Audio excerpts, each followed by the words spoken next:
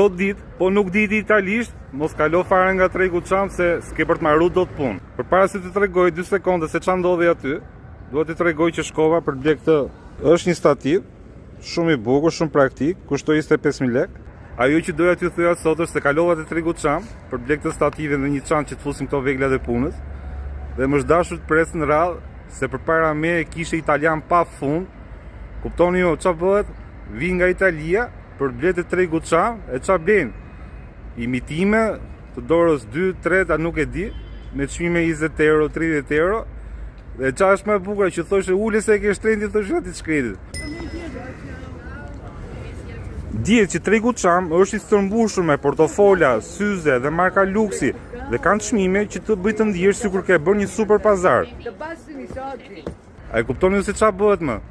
Vendi lider që prodhon mod për të gjithë botën vjen dhe blen imitimet e tregu jon i vogël, por jeta kështu është. Dikur shkonin ne me trajsen krah për një jetë më të mirë. Sot vin ato për të bler trajset e ne. Kaq është video për sot, shihemi prapë nesër.